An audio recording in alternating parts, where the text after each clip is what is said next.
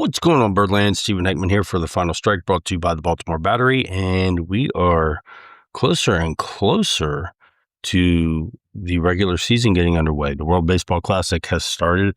The USA is 2-0 going into their day off today. They will be back in action tomorrow. So we're in pool play right now, and the top two from each pool will actually go through to the next round. Right now, the USA is in control of their own destiny as they've won their first two games 15-5 and 9-1. So definitely doing what we expect them to be with their stacked roster. Gunnar Henderson last night was 4 for 5, 2 RBIs.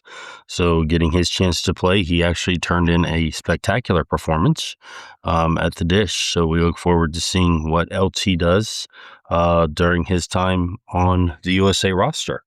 But we're here to talk about the Baltimore Orioles, and let's see what we're going to be looking into today as spring training is still going on. The Orioles are currently 7-7, and I know records really don't count, but, we're Birdland. We like to keep track of all that stuff and watch what's going on.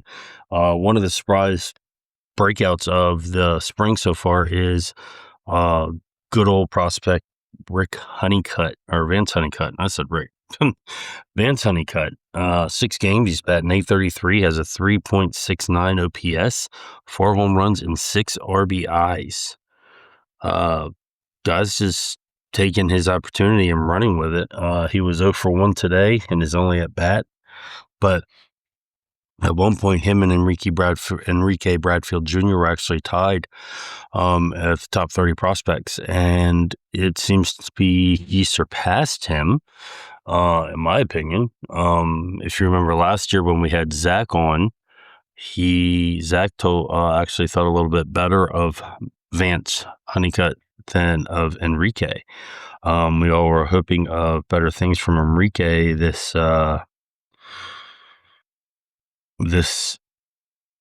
year going into, and it seems like Mr. Enrique has kind of fallen off the list.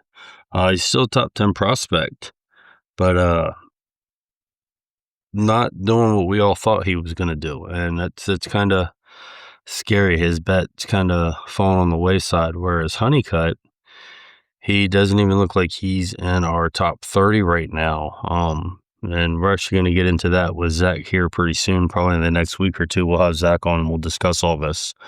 But Honeycutt, I just think actually right now is looking like he has more of an upside than Enrique. Enrique's going to be, he's not going to be that savior that we all thought he was going to be. He's probably going to be a good ball player, not a great ball player. And I'm all right with that. I mean, we don't need to have every draft pick be great. We would like all our draft picks to be successful. But if Honeycutt continues the growth he's on, we might be looking at seeing him before we see EBJ. You never know. But, it is spring training, and, one of my favorite lines from Major League was Lou Brown saying he'll be bagging groceries in a week, when they were talking about Willie Mays hitting a home run. He's like, yeah, if a guy will be bagging groceries in a week. So, you got to take it with a grain of salt. You've seen people have amazing spring trainings and then turn around and come into the regular season and completely fall flat on their face. So it is possible. It does happen. But you start looking at other people, Colton Cowser's having a decent spring. He's batting .273. OPS is only .577, so we got to get that up. Definitely something we're going to be paying attention to. He did say he's working on getting his strikeout totals down, so we're hoping that we see a lot more of that, more pop in that bat, back to that 20 home run capability that we know he does have. So we would love to see that. Taylor Ward, right now he's only batting .238, but he has a .788 OPS. So the average isn't there, but the OPS is up. So that means he's making contact with the ball, and he's making good contact with the ball when it matters. So we'll see if we can get that taken care of. Alonso, .259, .791. He's going to be the exciting one that everybody's going to be watching and getting behind this whole season. 5-year contract, there's going to be pressure on him to succeed. He's got 2 home runs and 3 RBIs already and 27 at-bats. 791 OPS, definitely not too shabby numbers. He is 31, so, we'll see what happens going forward with his bat, because we're going to need his bat. I'd like to see the power numbers stay. If we do see a little bit of a dip in home runs, I'd like to see those doubles continue to stay in the upper range that he's been hitting in the last few years. Definitely would be a contributing factor. If I'd rather get the doubles than have the home runs turn into outs. You know what I mean?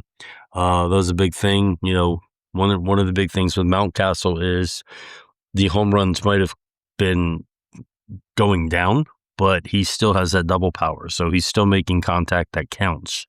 And I'll take that any day. If you make contact that counts versus it becoming an out, that's what matters. Going down, you look at Samuel Basallo. He's batting .333, 899 OPS. That is through 18 at-bats. He has 2 RBIs, so, not much going on there. Kind of what we expect. We want to see a lot of him. Of course, everybody's going to be having high expectations of him. We will see what happens. Dylan Beavers, he's 182, 626 OPS. So OPS is a little bit lower than we wanted, but he's getting there. He does have an RBI this spring. He only has 13 at-bats. No, that's Willie Vasquez. Sorry. Beavers. Here we go. Beavers has 22 at-bats. No RBIs, no stolen bases. So we'll see what's going on with him. I've got a feeling he's going to get things turned around. We saw what he did in his debut last year. I still have high hopes for him, and I think he's going to be completely fine. I don't see too much going in the wayside of him having too much of a struggle adjusting to big leagues. He already got a taste of it. He knows what adjustments need to be made going from there. I think that he will be just fine. Mayo is the one that concerns me the most. His defense has been fairly decent. I did watch a game the other day where he didn't make a throw that he did get the force at third, turn around and made. He rushed the throw to first. He did get charged with an error because the ball did bounce to first. But looking at the play when I watched it, I kind of feel like Ryan Mountcastle normally would have made those plays. I kind of feel like Mountcastle scooped a little high, and that's what caused the ball to go under his glove. Regular season, I hoping that our first baseman would actually get that. So we'll see. Mayo did get charged with the error, second error of the spring training. Remember, this guy didn't play any third base last year. He was specifically over at first base. So after being brought up as a third baseman and then playing some outfield and first base and then switching over to first base full time, he is now back over at third base. His bat is definitely going to be the key to what keeps him in the lineup. You can get by with, average defense at third base if your bat's doing what everybody wants his bat to do. He can hit the ball a mile. The problem is you got to make the contact to stay in the lineup and keep hitting the ball a mile. That's what we've got to pay attention to, and that's what we hope we see from him. And when you look at what he's doing so far this spring, let's see, go back to yesterday. So I think he played yesterday. He didn't play today's game. Yesterday against the Twins, Mr. Mayo was 1 for 3 with an RBI. He's 421 with a 960 OPS this spring. And that is across. I'll make sure my numbers are straight, so bear with me. That's across 19 at-bats. He has 5 RBIs. So he's making the most of his opportunity, which is a good thing. If he can continue to do that, that's important. Because in order to keep him in the lineup, he's got to be able to produce. Now, when Westberg returns, that's going to be a big factor because then you've got Blaze Alexander, who's going to be able to play from some third base as well. So you're going to see Mayo's time at third base be cut in half. When Holliday returns, you're going to see a lot of that time be cut even more. Because Blaze Alexander is probably going to be more of the utility infielder. So, you're going to see Jackson Holliday get a day off here and there.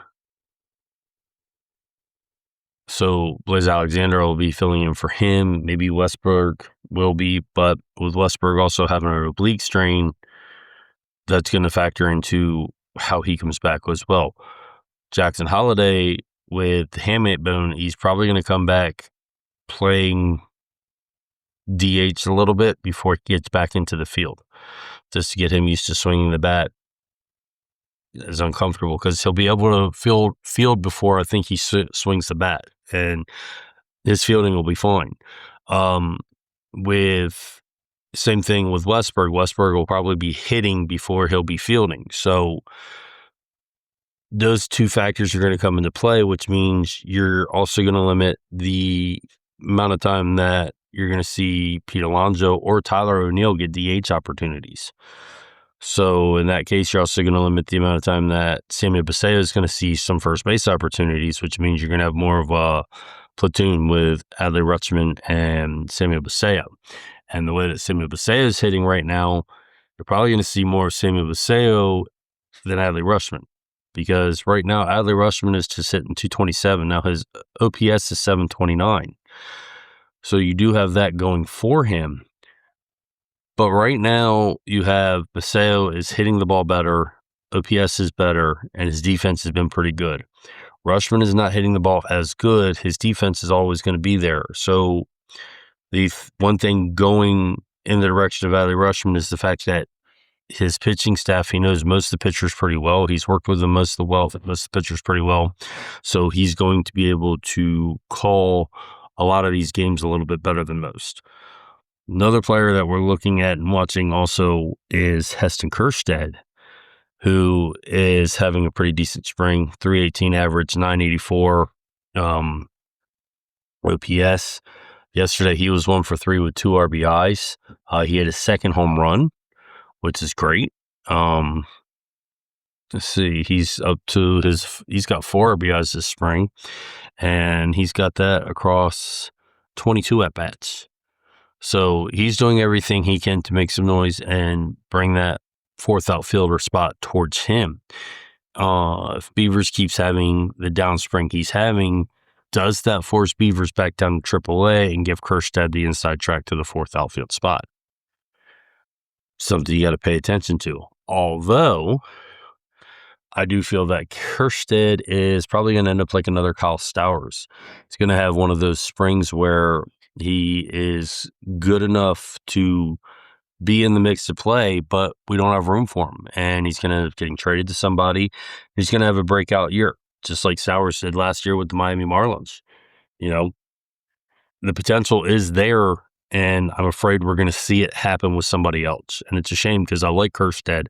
I was a big fan of Stowers, and I knew it was going to happen with Stowers. He was going to go somewhere else, and he was going to break out the way he did. And now they're talking about him getting a 7-figure deal, 4 or 5 year contract with a 7-figure deal. And it's justified. The guy had an all-star season last year.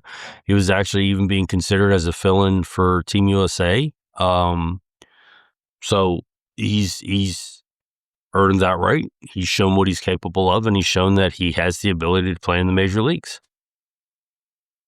It's an opportunity that unfortunately the Orioles never gave him, and that's because of the crowded outfield we have.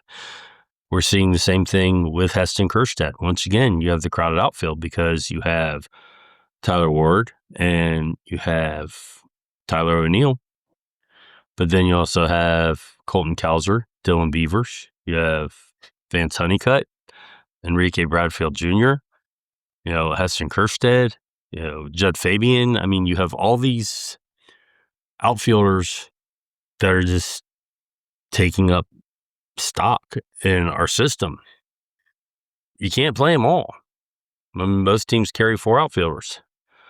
And you've got Blaze Alexander who can play corner outfield spots. You have Coby Mayo who can play corner outfield spots, which unless we absolutely have to, I'd prefer not to put him in the outfield. Ryan Mountcastle's played some outfield spots. So, I mean, you have people who have played outfield that if we have to, we can stick them out there. You know, Tyler O'Neill hopefully has a healthy season and we don't have to worry about, having to fill in for him. That's another reason why you want to keep Heston around, because if Tyler O'Neill has another season like last year where he doesn't even crack 100 games, Heston Kjersted becomes a valuable player again. What do you do? Do you risk exposing Heston Kjersted to another team and then Tyler O'Neill getting hurt and you losing the ability to have Heston Kjersted as that fourth outfielder who can play the corner outfield spots? Or do you trade Heston Kjersted, bolster up that bullpen, especially now that Andrew Kittredge is having shoulder inflammation problems? You're stuck behind an 8-ball here, because either decision you make is going to come back and bite you in the ass. If you trade him and Tyler O'Neill gets hurt, then you look like a fool for trading him. If you keep him and Tyler O'Neill stays healthy, you look like a fool for keeping him. Either way, the scrutiny is going to be under Mike Elias for keeping him or trading him. So what do you do? And that's the problem. This is one of the areas where, as a GM or president of baseball operations, you've got to play this the right way. We have some outfielders that are capable of playing, but are they capable of playing at the major league level right now? And right now, Heston Kjersted is the outfielder that would probably suffice to be at that level. Blaze Alexander, I would prefer to keep as the utility infielder. And then you have Dylan Beavers or Heston Kjersted as your situational outfielder if somebody gets hurt. That's how you have to look at it. If Heston Kjersted is having the type of spring that he's having, and Dylan Beavers is having the down spring, do you send Dylan Beavers down and keep Heston Kjersted up? That's the other thing that people got to look at. Dylan Beavers has options. Heston Kjersted is running out of options. Actually, I don't even know if Heston Kjersted has any options left, to tell you the truth. Actually, you know what? Let's find out. We can always look it up. Does Heston Kjersted have any options left? Let's see. He has one minor league option remaining. So you have one option remaining on Heston Kjersted. Do you want to risk using that on sending him down? Whereas Dylan Beavers has multiple options left. These are things you've got to look at. Dylan Beavers could use some extra time in the minors where he's going to play on a regular basis. And Heston Kjersted can stay up in the majors and rotate through the corner outfields between Ward and O'Neill. So you have flexibility there. Dylan Beavers can also play all three outfield spots, so that gives you the flexibility to rotate all three positions. So you'll be able to give Colton Cowser a breather every now and then too. Do you want the bat that is staying productive through the spring, or the defensive player who's stronger in the outfield, but the bat's not being productive right now? How do you want to play it? And that's one of the things that you got to look at. Same thing going on in the infield. You've got to keep in mind when Jackson Holliday and Jordan Westberg are coming back, what do we do with Ryan Mountcastle and Coby Mayo? Because you can't keep both of them and then have Jackson Holliday and Jordan Westberg come back and then keep Blaze Alexander. You didn't trade for Blaze Alexander and his 4 years of team control to not utilize that. You've got to trade one of those players, if not both those players. And possibly a package deal that includes Heston Kjersted might be on the table. These are the things that have to be looked at, and what's happening this spring is going to determine, I think, how we proceed in the future with Coby Mayo, Heston Kjersted, and Ryan Mountcastle.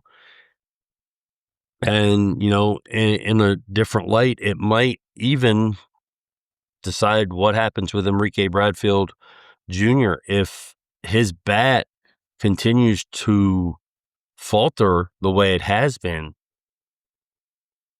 Do you continue to put in the resources to keep him and develop him, or do you put those resources towards developing Vance Honeycutt? So there's a lot of scenarios and a lot of what ifs going on here that you're looking at this spring and trying to figure out what you're going to do. And, you also have 10 players right now who are playing in the World Baseball Classic. So what they're doing at the World Baseball Classic is also determining how you're going to proceed with them in the future, because some of those players are minor league players that were in Orioles camp. So there's a lot on the table right now, and I don't think people realized how important this spring training is, not only to the Orioles team, but to how we shape the Orioles team going forward. Because there are players whose career is going to depend on what they do this spring in the World Baseball Classic, in spring training, and, what happens based off option years availability, their growth, their development, regression, where they are in their growth and development, where they are in their ability to grow going forward. There's so much at stake here, and it's going to put a big target on Mike Elias's back on how he's going to proceed with a lot of these players. Heston, Kjersted, Coby, Mayo, Ryan, Mountcastle, Enrique Bradfield Jr. Even Dylan Beavers and Vance Honeycutt have to be included in that. How do you proceed? You've got to figure out what you're going to do with these players, how you're going to proceed with these players. Are these players going to be trade chips? Are these players going to be, players that we hold on to and develop, hold on to in case the key player gets hurt again? There is just too much to figure out. And at this point, I'm glad I'm not the general manager or the president of baseball operations. So let me know what your thoughts are on this, because it's rather interesting, to say the least, how big this spring training is. A lot of us looked at it as more of a rebound year for the Orioles to come back to where we were in the 2023-2024 season. But I don't think many of us realized how important it was in the player development range and the building of the roster range going forward. The fact that we were able to spend some money this offseason and get some of the players that we got. But now it's also into, what do we do with some of the players that we've been developing? How do we proceed with them? What do we do with them? What's our next step with them? Do we cut them? Do we expose them to waivers? Do we trade them? How do we proceed with them, especially when, in the outfield you have Tyler O'Neill, who's been known to have a history of injuries. You have Ward, who's in the final year of his contract. So, you've got many things to factor in. You've got players that are going to start wanting to extensions as well. So it's time to put the nose to the grindstone, as they say. I personally like putting the knife to the wheel and seeing what side of the blade we want to sharpen first, because Mike Elias has got some figuring out to do, and he's got some decisions to make. And I think this spring's going to determine where he goes from here. This is a big spring for him. The offseason was a big thing for him, and he took advantage of it. He made key moves and calculated moves, but now it's springtime, and this spring is pretty big. No looking further into it, this spring is pretty big. So let me know what your thoughts are. Let me know what you think. What do you think happens to Mayo, Coby, Mayo, Ryan, Mountcastle? What about Heston, Kjersted, Dylan Beavers, Enrique Bradfield Jr., Vance Honeycutt? What about when Jordan Westberg and Jackson Holliday return? What do you think happens then? Blaze Alexander. is going to be a determining factor as to what we do. Do we carry 3 catchers? Because you've got to factor that into play on also how we handle Coby Mayo and Ryan Mountcastle as well. Because if Samuel Basallo is going to play some first base, does Ryan Mountcastle factor into the team as well? So there's a lot to think of and a lot to consider. So let me know what your thoughts are. Let me know what you think. Let me know if you think there's somebody else that I'm missing here that should be included in this thought process or in these decisions that are going to be made by the end of spring.